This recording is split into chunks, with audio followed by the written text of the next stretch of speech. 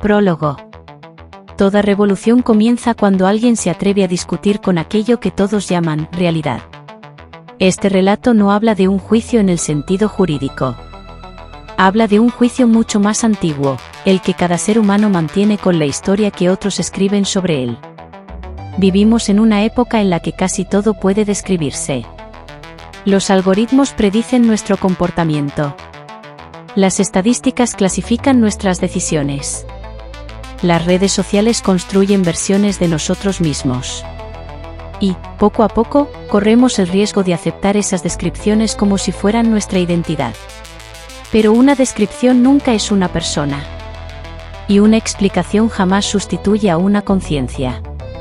La protagonista de esta historia no demanda a una institución, ni a una empresa, ni a una máquina. Demanda a la propia realidad. No porque niegue los hechos, sino porque rechaza una idea mucho más peligrosa, que todo aquello que ocurre era inevitable. Su verdadero acto de rebeldía consiste en recuperar el lenguaje de la elección. Porque allí donde desaparece la posibilidad de decir «yo elegí», también comienza a desaparecer la libertad. Este relato no pretende ofrecer respuestas definitivas. Quiere abrir preguntas. ¿Quién escribe nuestra biografía? ¿Dónde termina la observación y comienza la apropiación? ¿Somos los autores de nuestra historia o simplemente personajes dentro de la narración de otros? Y, en una época gobernada por datos e inteligencia artificial, la pregunta quizá más importante de todas. ¿Quién tiene el derecho de definir quiénes somos? Tal vez la realidad no sea una sentencia. Tal vez sea una negociación permanente entre los hechos y la conciencia. Y quizá los derechos más profundos no sean aquellos que alguien nos concede, sino aquellos que decidimos ejercer. Porque el verdadero comienzo de la libertad no ocurre cuando cambia el mundo.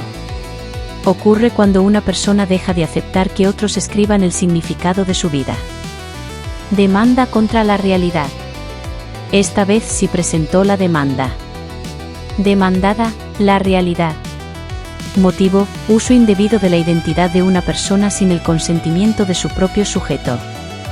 Pretensión, que se reconozca el derecho a la autodeterminación del propio relato. La secretaria pasó un buen rato buscando en la base de datos la naturaleza jurídica de la demandada. ¿La realidad es un organismo del Estado? No. ¿Una empresa privada?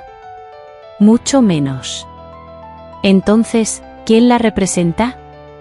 Ella respondió sin vacilar. Todo aquel que dice, así es el mundo. El juicio se celebró en un edificio que no figuraba en ningún mapa. Sobre la puerta podía leerse: Sala de las causas inevitables. El juez tenía un aspecto desconcertante. Su rostro cambiaba a cada instante. Por momentos era el de un padre. Después, el de un informativo.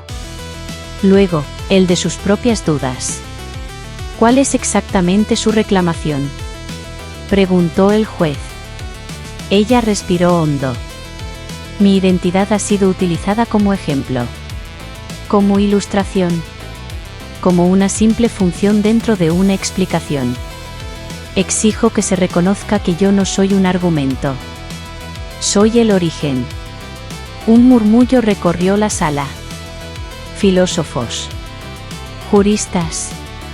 Algoritmos. Transeúntes que habían entrado por curiosidad. Y un niño que observaba todo con una sola pregunta en los ojos. Entonces se levantó el representante de la realidad. Era una figura alta, sin rostro.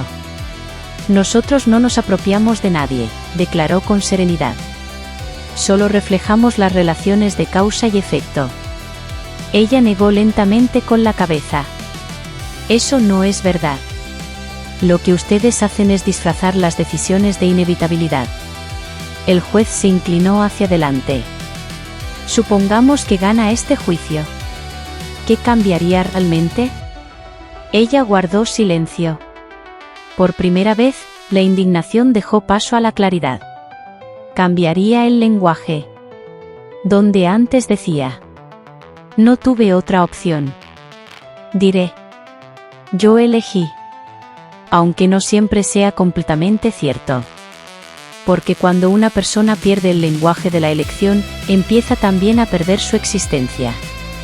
La sala quedó en silencio. El niño sonrió. El juez volvió a cambiar de rostro. Ahora era un espejo.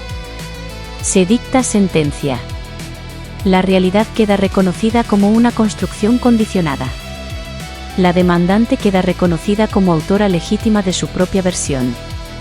El representante de la realidad levantó la vista. ¿Y eso qué cambia en la práctica? Ella respondió sin levantar la voz. Que ya no voy a pedir mis derechos. Voy a ejercerlos. Entonces desapareció el tribunal. Desapareció el edificio. Solo quedó la calle. El aire de siempre. Y una sensación nueva. El mundo seguía siendo complejo, pero ya no parecía una condena. Ahora era un espacio para negociar el sentido. Aquella noche abrió de nuevo el libro. En la última página había aparecido una frase que antes no existía. Los algoritmos discuten sobre los derechos. Los seres humanos discuten sobre las máquinas. Pero la verdadera revolución comienza cuando una persona deja de vivir como un borrador de sí misma. Cerró el libro. Y por primera vez no sintió rabia. Sintió peso. El peso sereno de pertenecer, por fin, a sí misma.